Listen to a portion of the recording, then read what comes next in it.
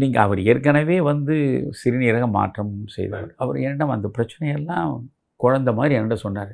இது பாருங்கய்யா, கொரோனா வந்தால் எதிர்ப்பு சக்தி அதிகமாக இருந்தால் கொரோனாவால் பாதிப்பு கிடையாது.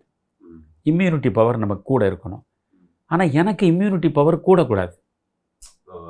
ஆமாம், டிரான்ஸ்பிளான்டேஷன் பண்ணவர்களுக்கு இம்யூனிட்டி பவர் கூடனா எதிர்விளைவு உருவாக்கும்.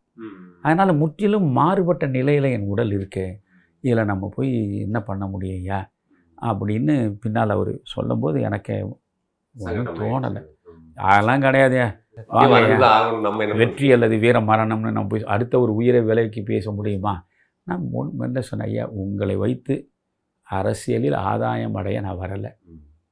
ஒரு மாற்று அரசியல் என்பது என் நீண்ட நாள் கனவு. அது தொடர்ந்து நான் இருக்கேன். நீங்கள் இந்த சிஸ்டம் கெட்டு போச்சுன்னு சொன்னீங்க, எனக்கு ரொம்ப பிடிச்சிருந்தது, அதனால தான் வந்தேன்.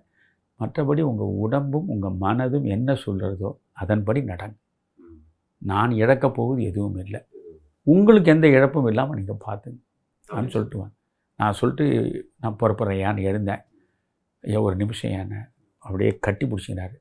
பிடிச்சின்னு சொன்னார், ஐயா இந்த அரசியல் கட்சி ஆரம்பிக்கிறேன்னு சொன்னேன், எவ்வளோ பேர் என்னை வந்து சந்தித்தாங்க, நானும் எவ்வளோ பேர் சந்தித்து பேசினேன். ஆனால் ஒரே ஒரு நன்மை தான் இதில் எனக்கு கிடைச்சதுன்னாரு. என்னையான உங்களுடைய அருமையான அன்பும் நட்பும் தான் எனக்கு கிடைச்சது.